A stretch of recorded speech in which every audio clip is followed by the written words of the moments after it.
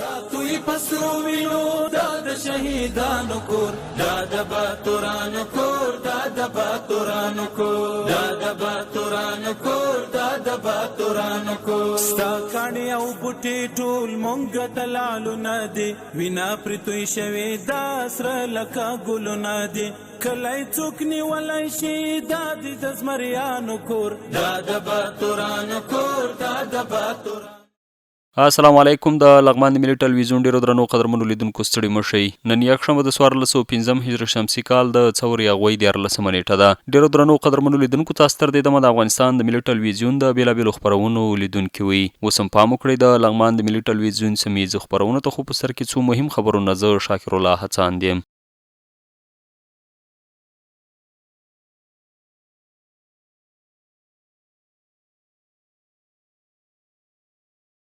بسم الله الرحمن الرحیم.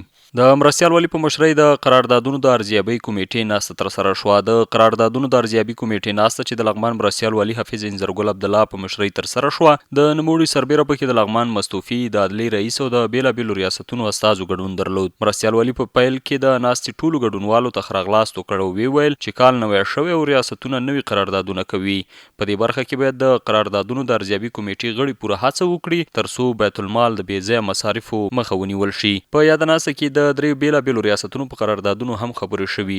شته ستونزې د حل په موخه څېړل شوي او په یاده برخه کې لازم تصمیمونه نیول شوي دي. په درېیمه ناحیه کې د کانالو پلچکونو د کانکریټ اچونې چارې په چټکۍ جریان لري. لغمان کې د مهترلام ښاروالۍ له داخلي بودیجې د 6.5 میلیونو افغانیو په ارزښت له ولایت مقام څخه تر قانون ریاست پورې د کانالو پلچکونو د جوړېدو چارې په منظم شکل جریان لري چې تازه د کانکریټ اچونې چارې ترسره شوي. د یادې ښاروالۍ د مطبوعاتي دفتر څخه په خپره شوي خبرپاڼه کې راغلي. یاد کانال چې 830 متره اوږدوالی لري په اساسي او معیاري شکل جوړیږي چې اوس مهال 90% کارونه بشپړ شوي دي او د کانکریټ اچونې چارې په چټکۍ جریان لري. د یادونې وړ ده چې د یاد کانال او پلچکونو په جوړېدو سره به سیمه کې د ادارو، کورونو، د فاضلابو د اوبو بهیر روان شي او یا د ساحه به له چټلیو وساتل شي. د عامې روغتیا ریاست اړوند د روږدو د درملنې امریت له شبهاتو څخه هر اړخیزه څارنه ترسره شوه. د څارنې ارزونې کمیټې لخوا د عامې روغتیا ریاست اړوند د روږدو امریت له شبهاتو په نشهیي توکو د روږدو کسانو د درملنې له بهیر څخه هر اړخیزه څارنه ترسره شوه.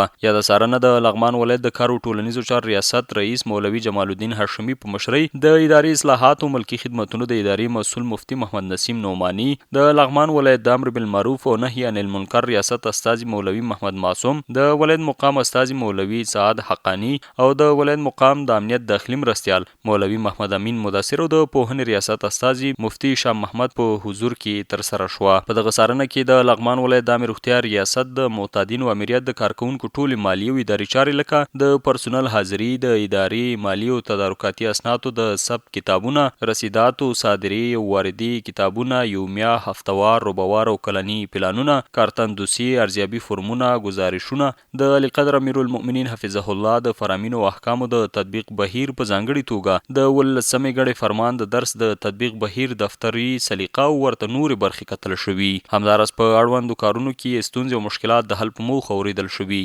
هممهاله د څارنې کمیټې له لوري تاکید وشو چې روږدو کسانو لپاره باید اړتیا د پکتو خواړه په کافي اندازه با کیفیت او په خپل وخت درمل ورسول شي. همدارنګه د یاد امریت د کارکونکو د ښو کارونو د ستاینې ترڅنګ اداري او مالي کارونو کې د شته نیمګړتیاوو په اړه لازمي لارښوونې او سپارښتنې شوي دي.